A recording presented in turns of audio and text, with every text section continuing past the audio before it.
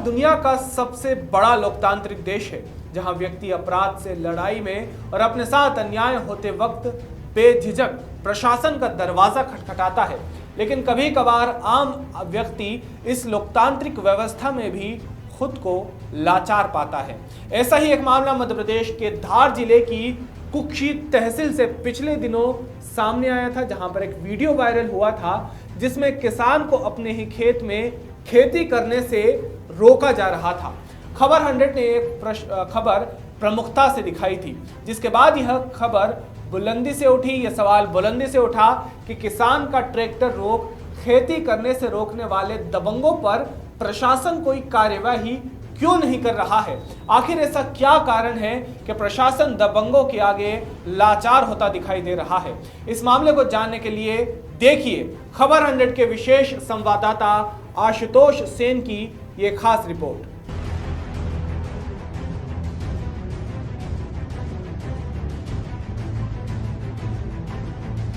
पीड़ित परिवार ने अपने हक के लिए न्याय की गुहार चौकी प्रभारी, थाना प्रभारी, एसडीओपी सहित कई अधिकारियों के सामने न्याय की मांग की है। आइए आपको भी सुनाते हैं कि इस मामले में पीड़ित परिवार का क्या पक्ष है। देहरी में पिछले दिनों एक वीडियो वायरल हो रहा था, जिसकी खबर हमने खबर 100 पर दिखाई थी प्रमुखता से। आज फिर हम उसी ज़मीन पर खड़े हैं जहां का विवाद था। हम आपको बता दें कि जिस ज़मीन पर हम खड़े हैं ये बद्री पिता गंगा जी के नाम से है। ये 500 आरे ज़मीन बद्री पिता गंगा जी बरसों से खेती करते आ रहे हैं, लेकिन पिछले दिनों एक भूमाफिया द्वारा जबरन उनके खेत में दीवार कर ली गई। दीवार उस फसल को नष्ट करते हुए की गई। आपको बता दें कि जहाँ पर दीवार बनी है वहाँ पर भी इसी प्रकार के गेहूँ बोए हुए थे, लेकिन भूमाफियाओं द्वारा कई लोगों को अपने साथ में लाकर दादागिरी और मतलब अपने पावर दमखम दिखाते हुए उस दीवार का निर्माण कर लिया गया। जब ये पूरा मामला कुक्षी एसडीएम को मालूम पड़ा तो अचानक भूमाफिया दीवार का काम छोड़कर भाग खड़े हुए।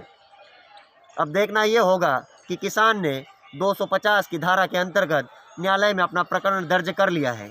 अब शासन इस पर क्या कार्रवाई करती है, क्या भूमाफिया द्वारा बनाई गई इस दीवार को तुड़वाती है या फिर भूमाफिया द्वारा जबरन किसान के खेत में कब्जा किया जाएगा।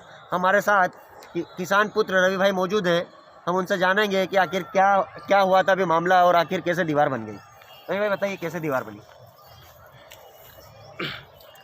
भूमाफियों के द्वारा मेरी ज़मीन पर अवैध कब्जा कर रहे हैं ये लोग। इनको बोला था कि हमारी सीमांकन हो जाए, उसके बाद आप अपना निर्माण कार्य कर लेना। हमने बोला पटवारी को बुला लो, आपकी ज़मीन मफ्ती करवा लो, फिर आपने काम चालू करना था। बाकी नहीं माने, उन्होंने अपना निर्माण चालू किया। इस बीच मुझे मैं चौकी प्रभारी जी को भी हमने आवेदन दिया हमारे यहाँ पर। बाकी उन लोगों ने क्या, हम गेहूँ बो रहे थे तो हमारे गेहूं बोने से वो रोकने आ गए। जब ये इतना बड़ा दीवार खड़ी करवा दी तो यहाँ पे क्यों नहीं आए रोकने के लिए हैं। वो आवेदन दिया हमने, तहसीलदार साहब को भी दिया, एसडीओपी साहब को दिया, थाना बाग थाने पे भी दिया। बाकी इस बीच हमारी कोई सुनवाई नहीं हुई है। अभी ये दीवार का काम कैसे रोक दिया गया। मुझे अवगत कराया गया कि एसडीएम साहब आ गए हैं, तो हम एसडीएम साहब के पास गए और मेरी माँ और हम गए वहाँ पे लेके आवेदन लेके गए। वहाँ पे बताया कि ये लोग हमारे यहाँ पे अवैध निर्माण कर रहे हैं, तो उनके द्वारा कार्रवाई की गई है।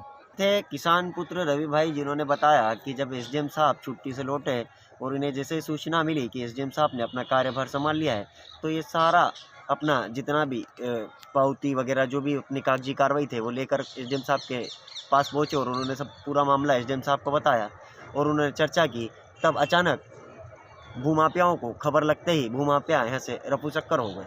अब आधी अधूरी दीवार छोड़कर भूमाफिया तो रफू चक्कर हो गए, लेकिन अब इस ज़मीन की नफ्ती आखिर सीमांकन कब होगा, कब नफ्ती होगी और कब इस किसान को उसके हिस्से की ज़मीन मिलेगी। लेकिन इस मामले में जहां पीड़ित लाचार दर तक भटकता दिखाई दे रहा था, तभी खबर 100 एक बार फिर सच्चाई की बुलंद आवाज बनता हुआ दिखाई दिया। खबर 100 ने पीड़ित परिवार के न्याय के लिए प्रमुखता से आवाज उठाई थी, जिसके चलते अब पीड़ित परिवार के लिए न्याय का रास्ता साफ होता दिखाई दे रहा है। पीड़ित किसान का 240 की धारा के अंतर्गत न्यायालय में प्रकरण दर्ज हो चुका है। तहसीलदार सुनील टावर ने इस मामले में दोनों पक्षों को नोटिस देने की बात कही है और जल्द ही पीड़ित के हिस्से की जमीन दिलवाने की भी बात कही है।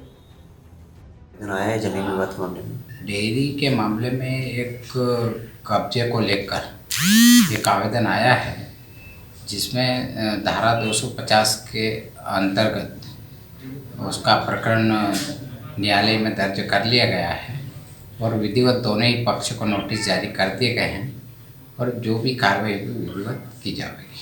अब देखना यह है कि कब तक पीड़ित परिवार को उसका हक मिलता है, लेकिन तब तक खबर 100 यूं ही प्रमुखता से जनता की और सच्चाई की आवाज बुलंद करता रहेगा।